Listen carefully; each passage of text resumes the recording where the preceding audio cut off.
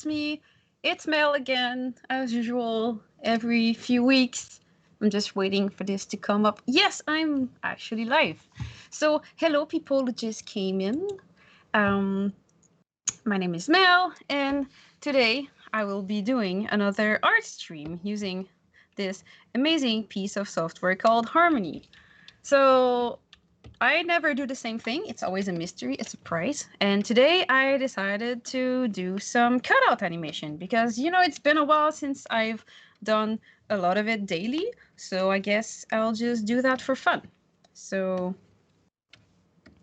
this is what I'm going to do today. And while I do talk about cutout, I'll also, as always, I can just answer all your questions. I can talk about compositing and rigging and hand-drawn animation because they're in the industry. In the past, I used to do all of that. So I've been all over the place and all over the world and in a lot of studios. So yeah, I'm just gonna wait a little bit and doodle while people actually come in. It'll help them not have too many questions that repeats themselves, when you come in late to something. Well, it happens to me a lot. So yeah, so what I'll use this today to do that cutout animation is a rig I made for fun, because at Toon Boom we love to play Dungeons and Dragons. So I did make a rig about my Dungeon and Dragon character because that's what I do in my free time. And that rig is great because I I learned a lot doing it. I experiment a lot of new stuff on it. Whenever we need to test something or whatever, I like to take it out to test some things on it. And it's great because this week I redid the master controllers on this guy. So to make my animation more easy, I'll be able to use my master controllers to make my animation easier to just to get actually. It's not the animation that gets easier with master controllers. It's the posing, and that's something people need to remember. Usually master controllers are made for posing more than for animation. When we use them for animation, it's more for like the eyes here. So instead of animating a blink by myself, I can just take these little slider and just like animate a blink because it's quicker. Like that works for animation. But like master controllers are not going to replace somebody's like eyes and somebody's eyes and how they are like animating. It's really just a better way to pose. So like instead of taking all my pieces and like moving my character around, I can just use like these little things here to move the angle of my character. So then I can just choose an angle, and then this is where, for example, I'm going to start my scene from. So it's really more of a posing helper than a big animation tool. Well, actually, it depends on how you use it. It's just that generally in studios, so far it's a really big helper for posing, just to get like the angle that you want. We already have a question in the chat. It's, do you think rig concepts between 2D and 3D can be interchangeable? Yes and no. Yeah, it's a complicated thing to answer. So I do think that yes, there is concepts that port well to one another. For example, when you do something in 3D, and when you do a character, well, less and less these days because 3D is getting more and more powerful. But there's always things that it's like, oh, you shouldn't do that in 3D, and there's reasons for it. For example, you always have, when you do 3D, you always have to think where the seams are going to be, because you don't want to put the seam of your texture in the middle of your character's face, because then if your camera is there and you see the big seam in the face, so usually in 3D, if they want to put a texture on the face, they're going to try to hide the seams like below the neck area, if your character is looking up. Like if that was a 3D character, for example, it would be like maybe looking up. have a neck. So like, you know, it's a great place here to hide 3D stuff that doesn't look pretty, because, you know, when is the camera going to look at the under chin of your character, right? That's not happening often. Well, in rigging, it's the same, because we have deformers, right, in life. Let me just hide my drawing layer. So in life, there's deformers, and because that's what the technology is, deformers have smooth angles and sharp angles. So if I look at these pens here, for example,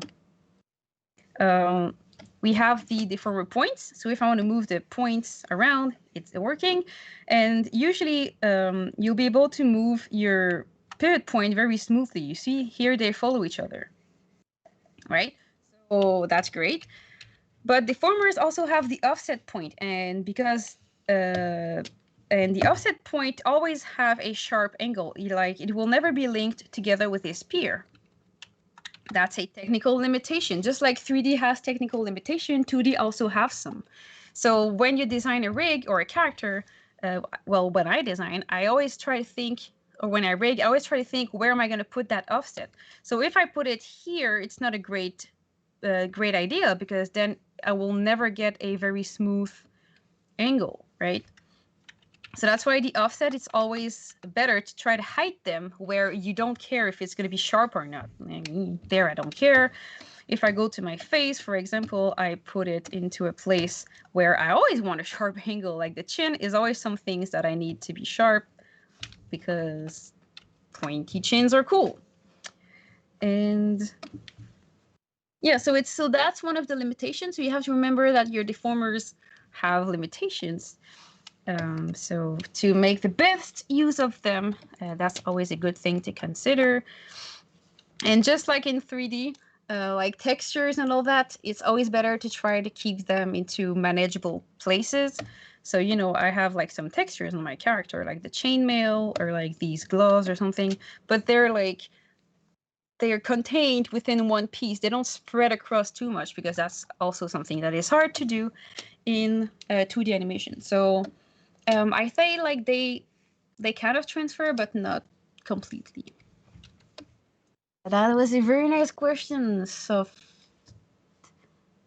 Overdrive. And yeah, so as Toon Boom Animation says in the chat, don't hesitate if you have any questions. In the meantime, I'm gonna do the first step of any cutout animation. So usually, if you're lucky, you're gonna have a storyboard. I don't have a storyboard, so I'm just gonna freeform this. And so I'm gonna draw my rough poses. So usually you would have your storyboard and then you would do your rough poses. But since I don't have a storyboard, I'm just gonna start with the rough. But that's something that is super important. When you animate and cut out, people have to stop thinking that it's just like, and that's true for 2D and 3D, because I've done both jobs. I was a 3D animator in the past. Hey. It's really rare that you're just going to start moving the puppet, because when you move the puppet to get just one pose, like if I wanted to look a little more like slouched or something, I'll have to take all the pieces and then move them and stuff. And maybe if I want this like that, if I want to get the body a bit, the top of the body another way, I have to do this. And just to try to get a pose that is natural, you're going to have a nightmare just fighting over all the pieces of your rig. Whereas it's so much quicker to just be able to draw and sketch a pose. So I'm gonna draw over my character. To draw over the character, hello, Renee, how you doing? So to draw over your character, one thing that I do advise is, because when you try to draw, if you have Z depth in your character, it's always going to pop up and show up on top of your drawing. So what I always do is just like when I deal with 3D models, I take a peg and I maintain size with I use the maintain size tool, and I just bring that peg very close to my camera. So like there's no chance that my rig is going to like come all the way up here, right? But with that peg, it means that I bring my drawings closer to my camera. And I usually take that setup and I just save it in my library so that I can bring it back each time I have a scene. It's just a great way to save some time. So I'm going to go here, and then I can just start to draw. And I'm going to draw like a little pose of my character. So I guess I'm just going to have it be... yeah, I'm going to... Well, the first pose is going to be like that, but a bit more relaxed. So maybe the feet are going to like be less close to each other. And one thing that is great, especially if you're just starting out or you don't know the character very well, is just like when we would do it on hand-drawn animation, you can like trace over the reference material. Something that I kind of like to do is trace my character, but use like be mindful about what the stroke about all the strokes I do, because remember, Harmony remembers when you did a stroke is going to consider it as one piece, right? So sometimes I'm just gonna draw like a quick skeleton of my character. And because I did these with each one stroke, then I can just click on them to like kind of move them. So it's like a baby version of your rig. So sometimes if you're not at ease with the character, that's something that can be useful. Just to have a few pieces like that. It doesn't need to be super, super detailed, but just to get the idea of where your drawing will be. So if it's like that, but you want it to be a bit more slouched, then maybe you want to take like the legs and you want them to be a bit more like this, like because that's important. Always think of where your center of gravity is or something. So like if it's just like if your knees, your hips, and your shoulders are all aligned like that, it's boring. So whenever you want to make your character a bit more alive, this is when, and okay, I'm gonna exaggerate it, but to make it more alive, instead what you can do is like if this is my head will not be at the same my head will can be at the same spot, and my feet as well. So like, okay, I'm gonna keep my head and feet at the same spot, but the rest I'm gonna move them. You're gonna see that it's gonna be a bit more. I forgot his femur. No. It's gonna be a bit more interesting. There we go. Just gonna get rid of everything else. Trying to prove a point here. So instead of using straight lines, I'm gonna take the shoulder. I'm gonna move it like this. Ow, that was my elbow on my table. And I'm gonna give everything like a little zigzag. It is gonna be way more interesting. Okay, like this. So then when you try to draw your character, I'm gonna use the same basic shapes that I had. So like there's the big scarf, there's the shoulder pads. So you see, instead of having straight shoulder pads, I'm just angling them a little bit. And you know, usually you don't do that on the side, right? I'm just trying to prove a point here. You can just do it on top of your character. And then instead of having a straight hip area, I can just make it go into the opposite direction of the shoulders, because that's going to make it dynamic. Maybe even like shift it a bit to the side. It's going to be fun.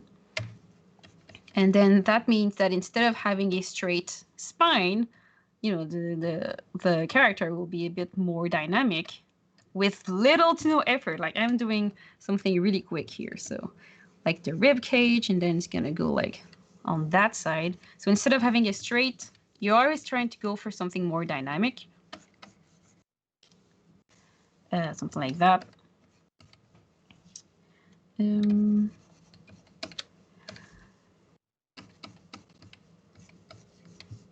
then, of course, you need to do the legs. So like how to place the limbs, this comes to a lot of practice and actually knowing your anatomy.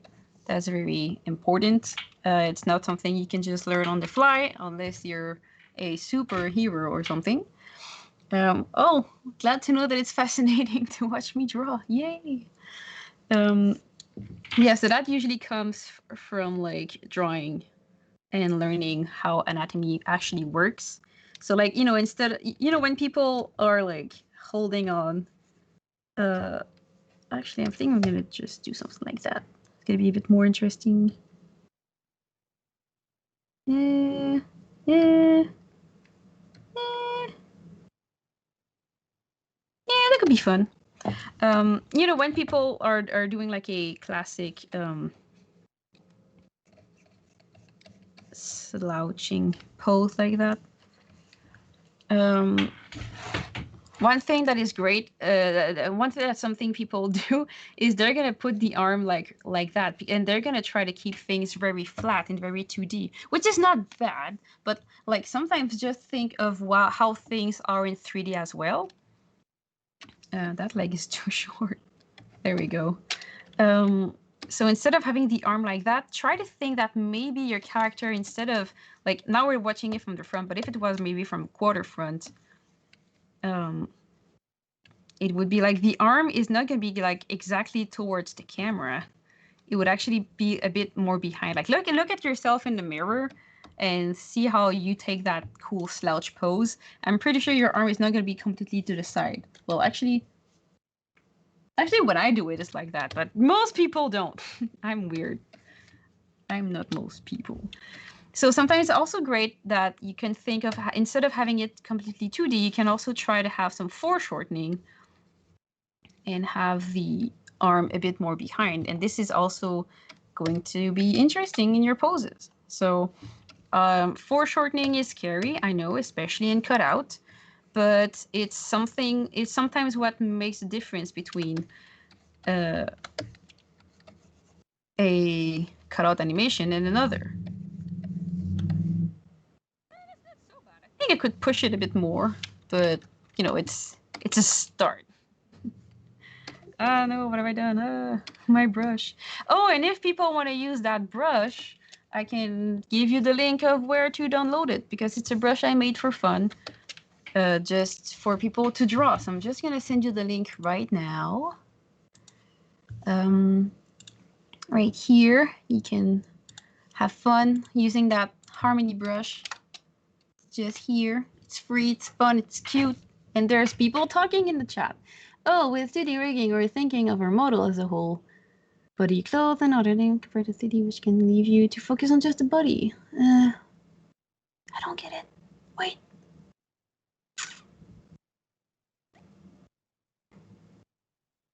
Oh, yeah, okay, I get it. Yeah, okay, yeah, that's right. Oh, I'm glad that you're having fun. Yay.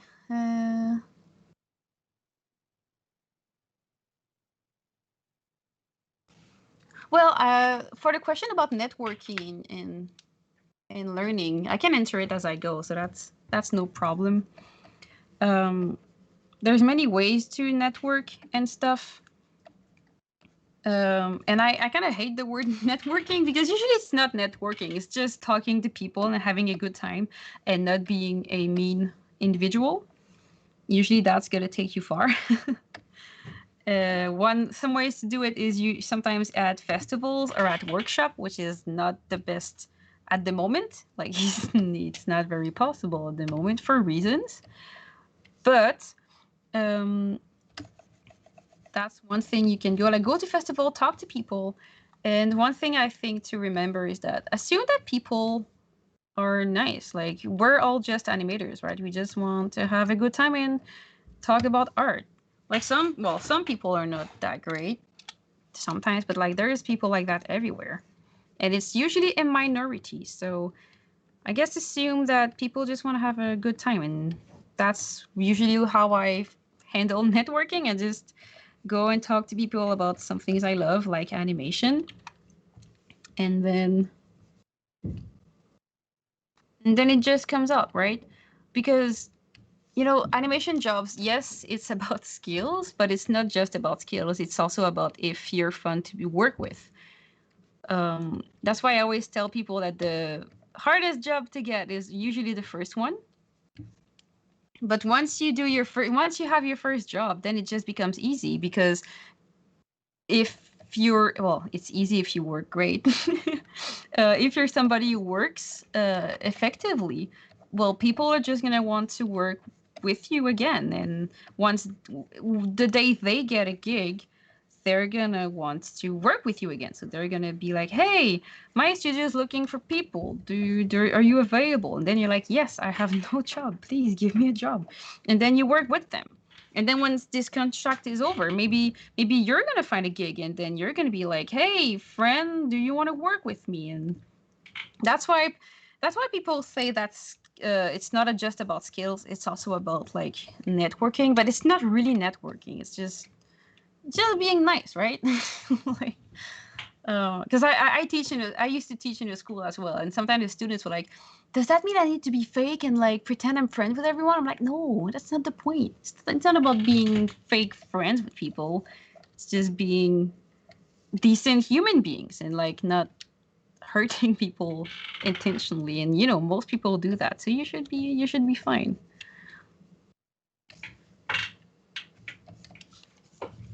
All right, there's so many things in the chat.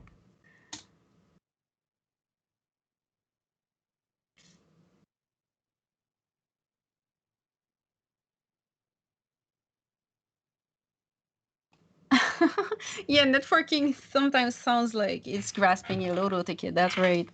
Sometimes people are like, oh, you'll never guess who I met. But like meeting someone doesn't mean you're gonna be their best friend. So, oh, which is also a very important thing. Sometimes, um, sometimes, I will hear, oh, I wanna meet these people so that I can be part of the next big thing. Like, but sometimes don't. Well, it's fun to aim to work on something, and like when I was starting out in the industry, I did hear that a cool show was coming out. It was called Glitch Text. I really wanted to work on it, and I did, so that's great. But you have to remember that after you're done with that show, like what are you going to do next, right? So sometimes instead of hoping to get on the next big thing, sometimes it's great to try and do and actually be the next big thing. So sometimes it's also about like making your opportunities and making your things happen. Like don't always wait for something to come to you. Sometimes you also have to take a step and actually do something. It seems like when I talk and I draw at the same time, it doesn't always make sense. So if it doesn't, please let me know and I will maybe re-say it. Oh, that sassy posing fits the character well. Yes. Oh, and this is the fish face, and I would like to give a shout out to the fish face because the fish face actually allowed me to finally finish that rig because I was struggling with the legs for a month, and I was like, I don't want to work on that rig anymore because the legs are ugly. But it took her one night, and then the legs were fixed. She drew over them, and now I fixed it. So yeah, it's a pretty nice gesture of helping other people, and you know that's what we should do as artists. We should help each other out. Yay! Oh, let me catch on with the chat. Kinda felt like that for me at UCR. It helps to know what they do to fine tune skill sets. Yes, that's what we do. We help each other and then we just work better. Yes, Robo, that's actually right. Absolutely right. Like don't think of networking as just trying to meet the most important people ever. Just think of building. It's like it's like building yourself a little tool set full of fun people.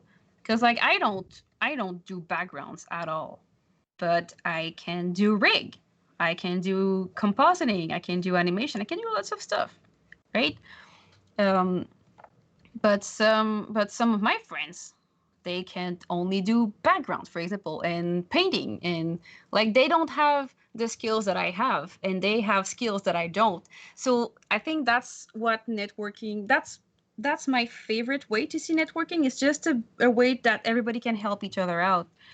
Because if a friend wants to do background for a living and they want to do a background, but they want to have a character in it to kind of show that they can actually make character friendly background, then I can jump in and provide a character. And if I want to show that I can animate a character in a background, then I can ask my friend, hey, do you have a background laying around that I can just use to animate on top? And it's like, yes.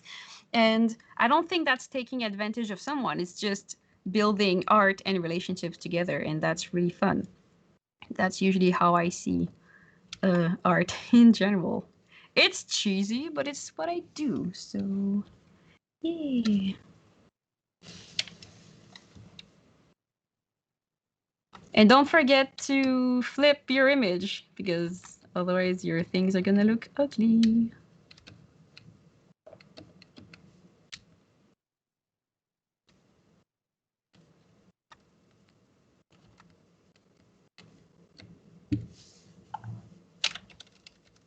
I'm gonna flip it and it's gonna look weird because I've been talking and drawing this forever.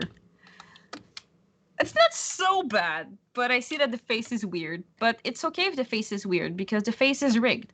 So I don't I don't care that much about it.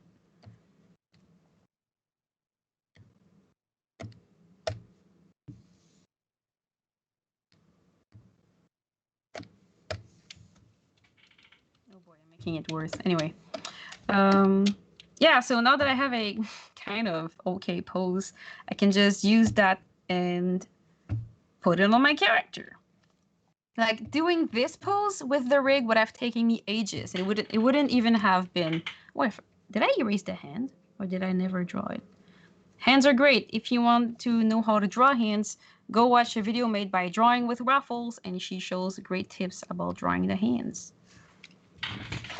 All right, so that will be my pose for today because time is running out and I need to actually move some pieces. Yay! Hampton Forever. The name is familiar. I probably did. And I hope you're having fun being a student at Forsyth Tech. I am pretty sure I did that, I think. I'm really bad at remembering things, and I lose my stuff all the time. So...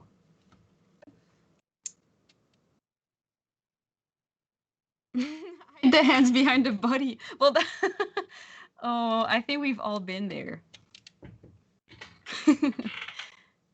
If you were one of these kids in school who would hide the hands behind your character, raise your hand in the chat. Don't be afraid. We've all done it.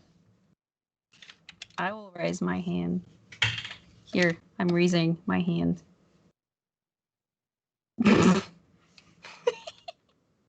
Beautiful hand. I raise my hand. In the chat.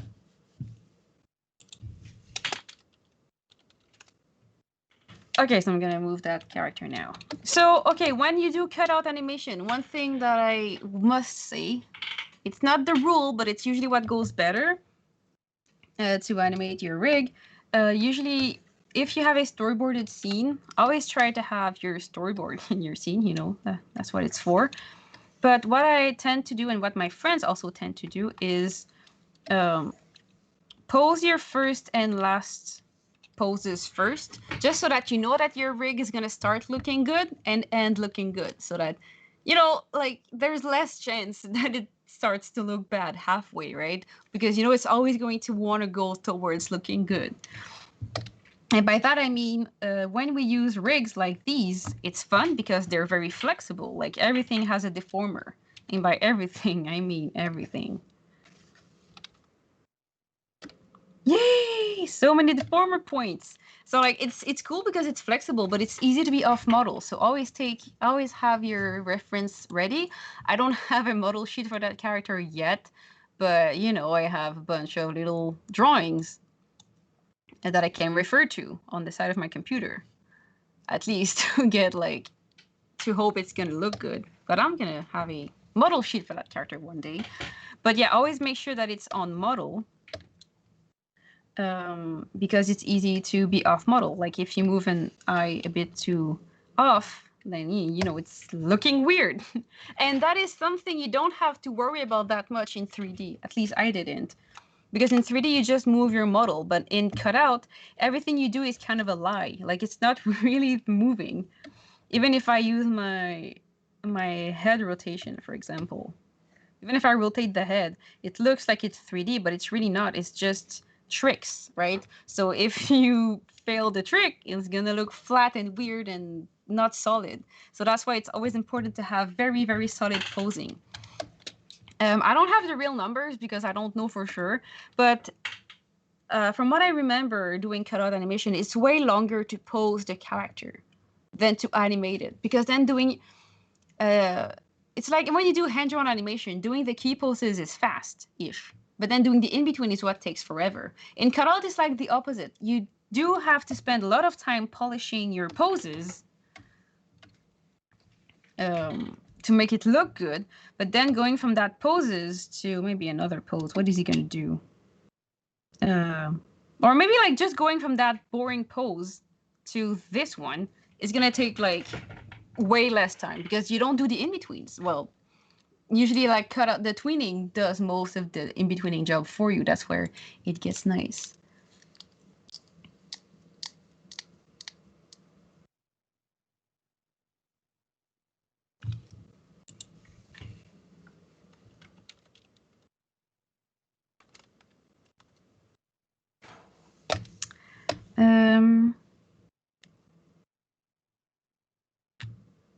Right, so now I'm gonna take that rig and I'm gonna give it that pose. Sometimes you can just put the pose on top of the character and just trace it. That is something you can do. Just make sure that your drawing is not that huge and it's actually on model, which mine is not really, but it's close. Or you can just put it on the side and work from there. Nothing is better than the other. It just depends on who you are and how you work. But then, so if you have your storyboard, remember to always do your first poses, your first and last pose first. After that, do your key poses, like the main ones. And don't worry too much about the in-betweens. So now I'm going to show you a little bit of how you would animate something.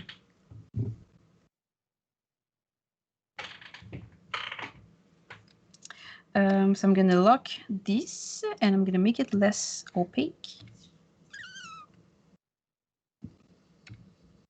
There you go. Oh, lock it. You have to lock your drawings, otherwise you're going to click on them by mistake. Even though I'm using master controllers, just to be extra sure and because it's easy, I like to save my first pose somewhere in my scene. And and I have everything of my rig in that scene, so I will also get rid of that.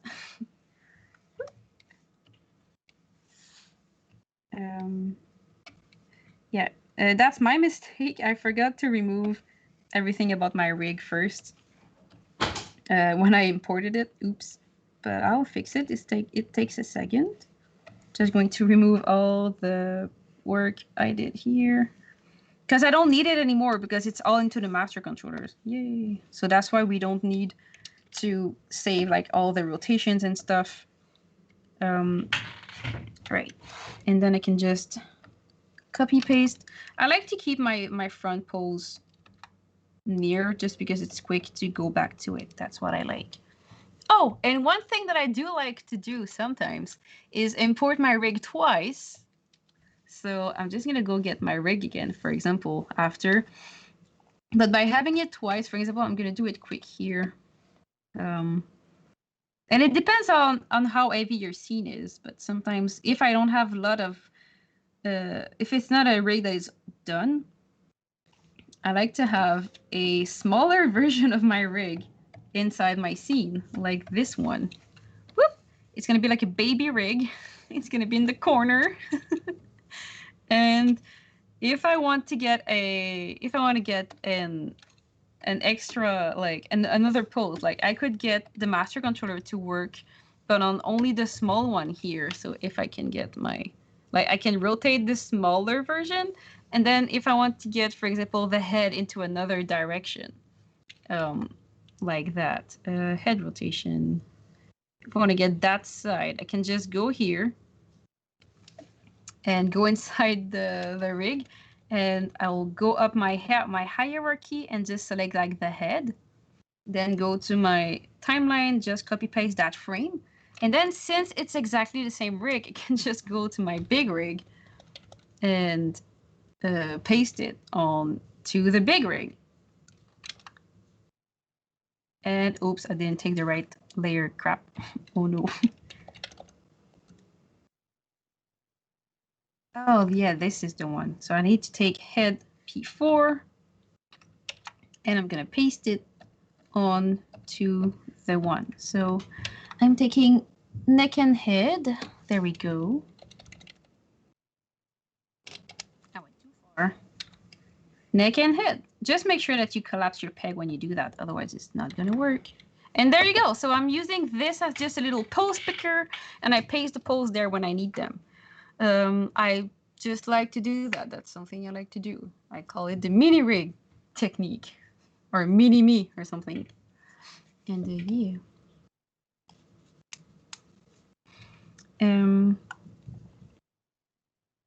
Yeah, so, but actually I was wrong, but I need that. I do that because sometimes if you're too advanced in your rig and you want to try, like if you mess your pieces around and you want to move your master controllers, sometimes they're going to fight each other, like fight your poses and stuff. So hard pasting poses from another rig onto your current one usually overrides everything and makes it easier, right? But for the first part, I don't need that. So I'm just going to get the angle that I want. So it's not perfectly front. So I'm going to use my full body rotation thingy on the right rig, not this one. On the big rig. Yeah. Full body one. And I'm just going to give it a slight tilt. So that's what I say. That's what I mean when I say that the master controller is great to do your posing. So I'm going to take maybe that angle. So it's not perfectly front, but it's just not perfectly quarter front either. So just doing this without the controller, without doing it in advance, takes a lot of time. But since I have the pose, I can just do that. And sometimes even better, if I want to keep my head, my legs in the front, but I only want to move the top of my body, I can get the top body rotation here and, you know, just move it. Just move the top of the body to be a certain angle. That's something that can happen if you need to, but I don't. I want to get my whole body to face a little bit like that. Maybe the head, I want it to be a bit more. So I'm going to take the head and move it a bit more quarter front or less. Maybe like that. Maybe like that. I think that's the pose. Yeah. Like that. I don't have it yet, but usually you can have a controller that makes your head move in all directions. I only have left and right and up and down. I don't have both of them combined as of yet, sadly, but it'll come. It'll come. Like that.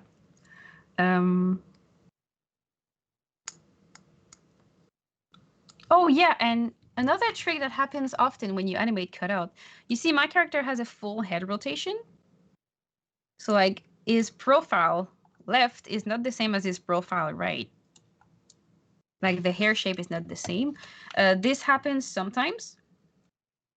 If you want to get smooth moving like that. But sometimes you're only going to have your rotation from one side to the front.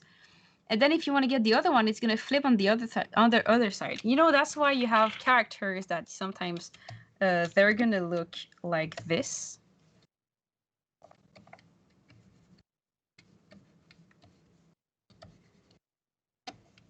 And they're going to have like a crazy haircut like that.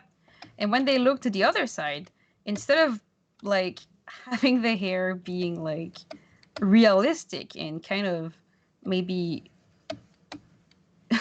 like, you know, keeping the shape, they just like, if it looks to the other side, like the bangs are going to be on the other side. And that's totally legit. It totally works. It's just that me, for my learning, I wanted to know how to make a smooth rotation. But what you can also do, because I see here, I like the shape of, yeah, I like the shape of the hair when they go like that, in that direction, which is not, I get the opposite here. So what you can also do, and it's very common, is have your head rotating like this. So I'm going to get that side, I'm going to get the quarter front on that side, but instead I'm going to take my head peg, this one, and I will invert it. So now it looks like this way. And that's totally fair as well. Oh yeah, Goku is a really great example of that hair style thingy.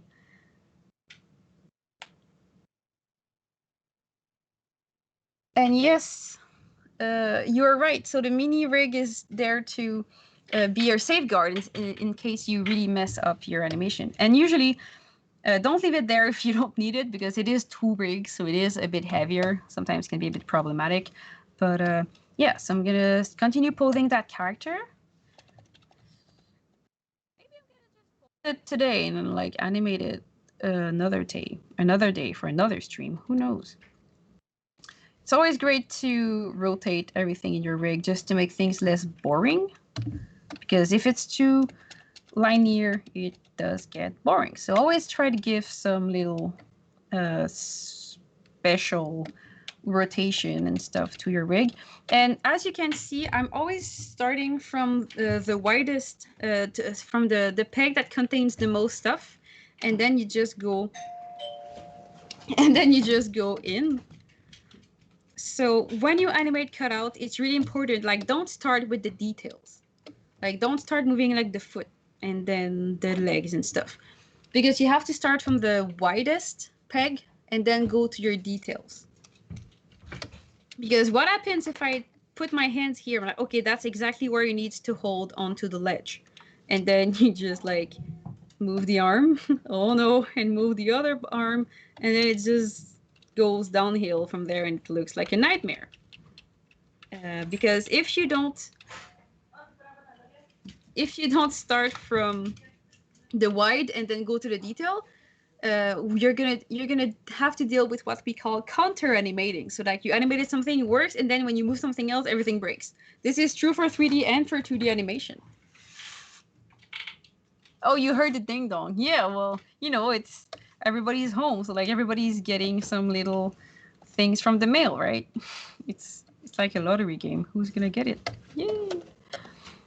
And yeah, so always start, like if you're animating an arm, it's always better to start from like the top arm and then go down to do like the middle part of the arm. And you see, that's what I was talking about. When you do cutouts, it's tempting to just use the pieces as they are, like paper animation puppet. But this is the digital world, so it's not actually paper puppets, it's digital puppets. So if you want to make a foreshortening of your arm, you can do that. There's multiple ways to do it. You can do it with deformers or with peg. It just depends on how extreme it is and what you want to do. So in cutout, usually the rules when it comes to like animating your character, yeah, let's make some rules because it helps with an S because there's many. So start with first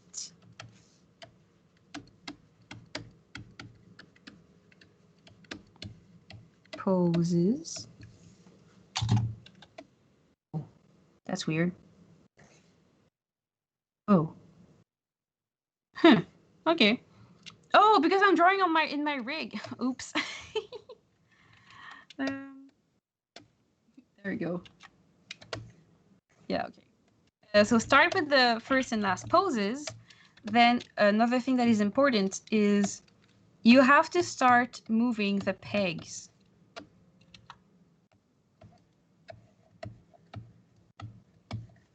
Because the pegs is always what is going to kind of because the pegs is what contains your drawing. Oh yeah, there we go. Oops. Can I just have my drawing, please? Thank you. Because so many people, when I teach cutout, and they are just, where is my things? Oh, that's that's big. Yeah, I was drawing in my arms. That's why it was showing at both places at the same time. So yeah, always start with the pegs, because one big mistake that I see my students make all the time is that they're gonna start with the deformers. So that's what they're gonna do. They're gonna take the arm, they're gonna take the deformers, and if they want a foreshortening like I have here on my drawing, they're gonna take the deformers. They're gonna move the deformer point so that it fits. And then they're gonna do the same with that one, for example. There you go, I have my amazing foreshortening. Kind of. But then once they want to move their art, they're like, oh, but now the pivot point is not at the right place. What am I gonna do? And that's because you have to consider your deformers as redraws. If you were to draw a new arm for a new like perspective or like a foreshortening, you would always make sure that the drawing that you make would still align with where your pivot point is, right? You have to make sure that it's aligned with where your pivot point is. So that's why you don't start with the deformers. You start by doing the most of what you can with the pegs. And after that, when you polish, you use the deformers, like usually. So that's why it's always like start with the pegs and after that, deal with the deformers.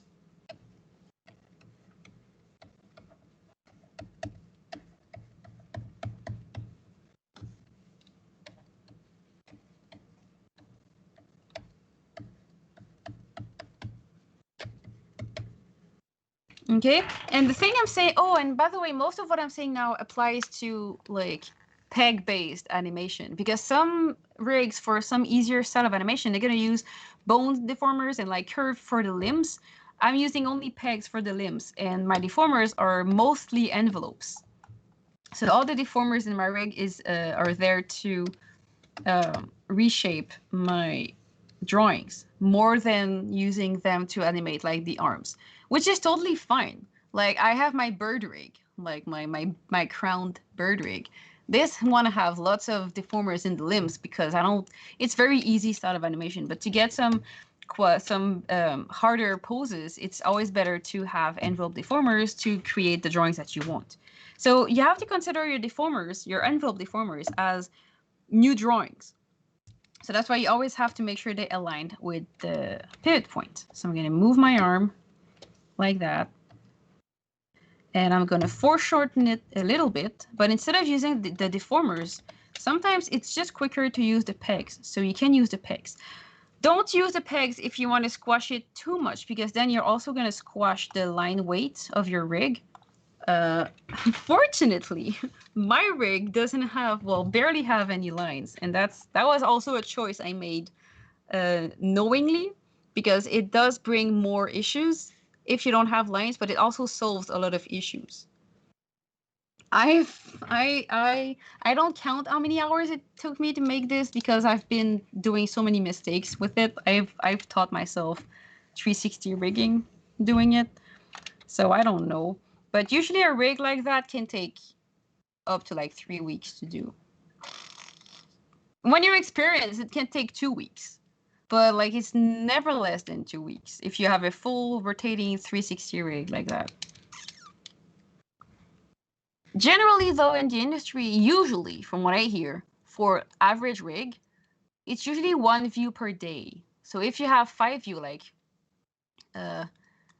front, quarter front, profile, quarter back, it's usually 1 view per day that you do. And then you have another day just for expression, another day just for asymmetry and stuff. So usually a rig takes somewhere from like 1 to 2 weeks. It's rarely less than that for like a advanced to complex rig. For the other numbers, I don't know. And it also depends on the show, so it really depends on what you're working on and stuff. So when I animate, I always try to do everything I can with pegs and skewing the peg as well, because it's just quicker. And usually I'll use my deformers at the end when I'm polishing my poses, just to make sure that they all look good. Right. Squash this a little bit, rotate it, and then to get the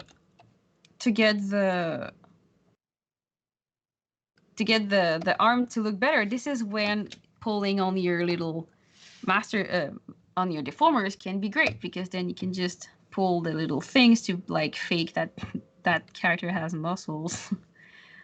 Whoop whoop whoop whoop. And always make sure that your things align. But things like that is not something you do when you just start your posing. You do that when you do your polishing of your poses. And also when it comes to drawing substitutions, because hands, you don't rig hands, you redraw them. So I'm gonna go to my library. Because it's It's not Harmony 15 anymore. We have a drawing substitution view.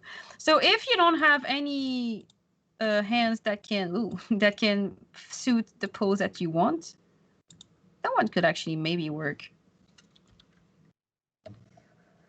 Yeah, no. If you don't have it, that means you need to redraw a new hand. So to draw a new hand, you can just click on the new create empty drawing layer. And usually before I get my pose approved by like my supervisor or something, I will not waste my time drawing a beautiful hand. Usually I'm just gonna get my brush tool with the right colors, and I will just like do a sketch of my hand. I will always make sure that the pivot point is roughly at the right place.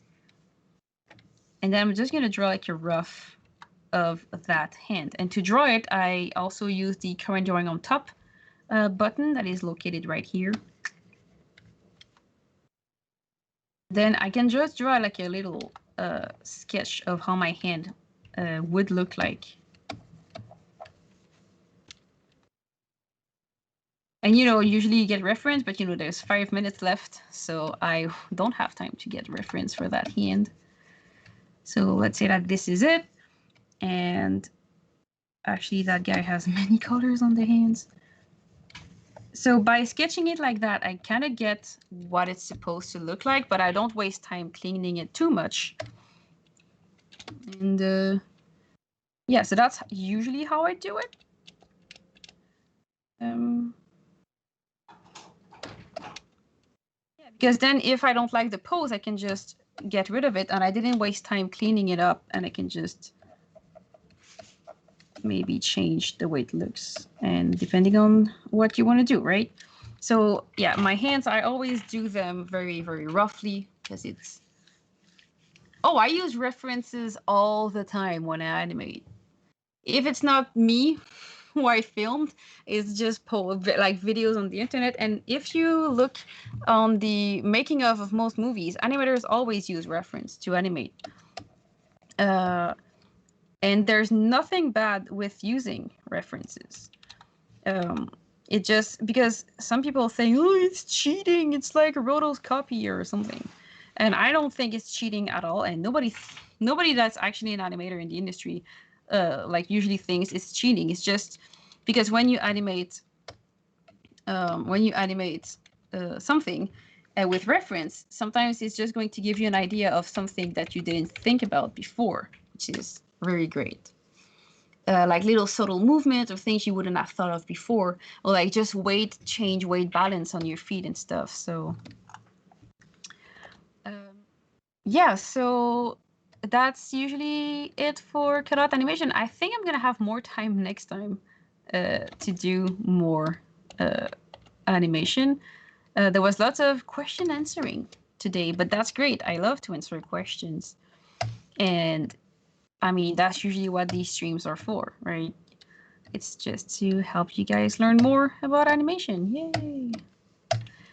And I really hope that you had fun, because I sure did. Felt great to just play with a rig since it's been a little while. And I think I'm going to continue working on this during the week. And one thing that I do love when I do cutout is sometimes like the pupil doesn't have to stay always circle. If it goes a bit to the side, it's great sometimes when you can like bend it a little bit so that it looks like the eyes are actually 3D, especially if you have big eye character, which are great because usually if they have big eyes, you can just read how they look from a distance, which is great, especially if you have like a lot of action shots. It really helps to see what your characters is thinking and stuff. That's why it wasn't working, because I forgot to move the whole body since I was talking. Yeah, because you know, it should have been. I'm gonna do it very quick here because I only have 2 minutes left. But if I do this, like usually, I should have given like a proper tilt to that guy, which would have made the pose work so much better. Now I'm cheating it with like this cube, but like don't do that. It's not pretty, but yeah, I'm I'm doing this very quick. Oh no, the leg is being torn off. Like, oops, like that. And yeah, so remember, always draw your poses first.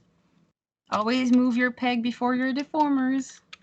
And you should have a good time animating in cutout. I think the reason why people hate cutouts so much is because they don't rough enough. You still need to draw if you animate cutout. It's not something you can just be like, oh, the puppet is there, I'm never gonna draw again. No, you well, you usually need to draw unless you have lots of years of experience. But yeah, and I got the arms wrong. Oh my god. But yeah, so I hope that you had fun, and I will see you again in another stream to have even more fun and learn stuff and whatnot. If you want to learn more about the cool industrial animation, don't forget to tune in on the next Twitch stream that we're going to have. I forgot who it is, but it's not going to be me. But if you want to hear my voice more, I do stream a lot every night on YouTube if you want to hear that. And other than that, if you want to learn more about Harmony, we have a cool website called the Learn Portal that I'm going to paste right here. It's called learn.toonboom.com, and it's got lots of free tutorials and stuff to learn from. I especially love the compositing classes there because they taught me a lot when I was first learning how to do compositing. So yeah, I hope that you had fun. And I'm going to just wait a little minute or two to make sure that there's no questions that I didn't answer.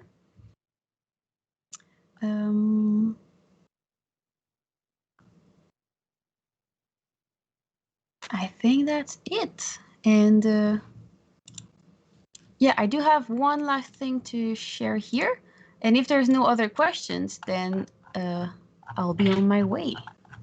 So you have a good 30 seconds left to pose to ask a question if you had one.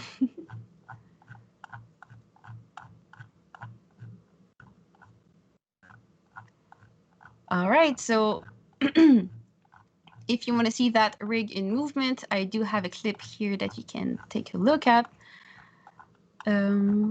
if you're curious.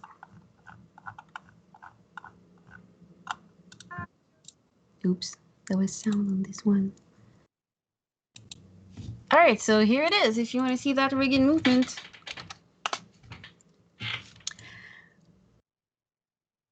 About the books? What books? Oh yes, the Animation Bible and the Animation Survival Kit is a really good book. You should all read it. It's really fun, and usually every animator on the planet heard of it, so that's great. Yeah, so have fun and be creative and do stuff and share stuff and make friends and make art and have a good time. Bye bye.